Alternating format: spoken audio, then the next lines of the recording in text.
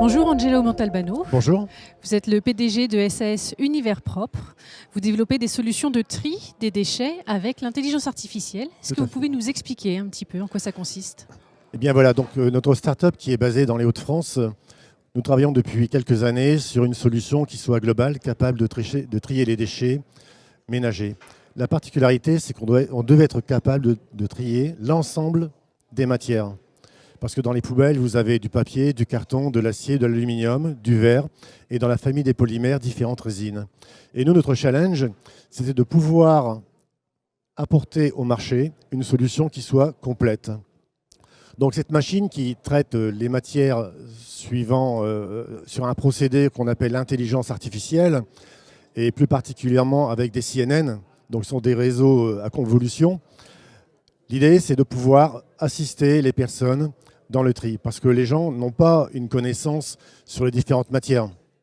Lorsque vous avez une bouteille de PET, vous ne connaissez pas la différence entre cette matière et le PEHD. Sauf que si vous mélangez les déchets, fatalement, on arrive à des conséquences qui nous amènent à l'incinération et les mises en décharge. Donc l'idée pour nous, c'était de pouvoir apporter une solution vers un vrai tri, éviter les incinérations, les mises en décharge. Alors cette machine, elle est connectée, c'est-à-dire qu'une fois que les personnes ont terminé leur tri, elles vont donc recevoir sur leur smartphone un message sur leur empreinte carbone. Et ensuite, les collectivités vont pouvoir intervenir directement sur notre système informatique pour collecter le poids réel des individus. Alors, concrètement, comment ça fonctionne? Comment on s'équipe? Moi, demain, j'ai envie d'essayer votre solution. Je dois m'équiper chez moi.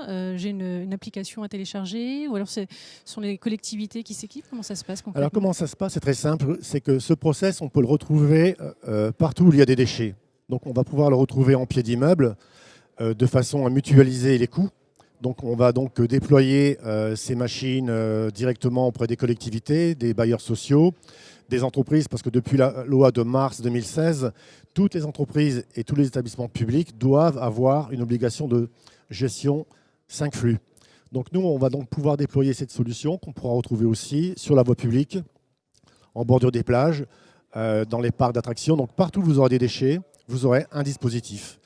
Donc le fait de le mettre sur la voie publique, ça permet justement à tous les citoyens de pouvoir aller apporter leurs déchets. Alors justement, là, vous nous avez expliqué le fonctionnement. J'aimerais qu'on parle un petit peu de l'impact. Est-ce que vous avez une idée, une simulation du nombre de déchets, de kilos de déchets peut-être économisés ainsi? Quel est l'impact environnemental de cette solution? Alors, l'impact environnemental, il est très, très lourd. C'est-à-dire que lorsque vous incinérez, forcément, vous envoyez dans l'atmosphère des particules très nocives pour le corps humain. Le corps humain, lui, aujourd'hui, il va donc subir des effets nocifs sur les facteurs endocriniens. Nous avons fait une étude pour la région Île-de-France. Chaque année, ce serait des millions de tonnes de CO2 en moins dans l'atmosphère. Ce n'est pas neutre. En termes de méthane, alors les effets sont considérables parce qu'aujourd'hui, les effets nocifs des enfouissements, c'est considérable.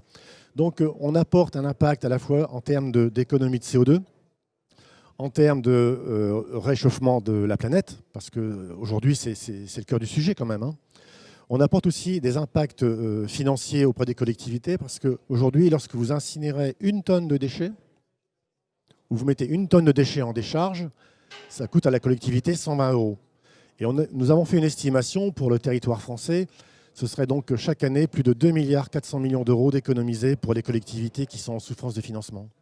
Alors, vous m'expliquiez tout à l'heure que la solution était en R&D, mais vous commencez déjà à la présenter. Est-ce que vous pouvez nous en dire plus, peut-être un calendrier de déploiement? Tout à fait.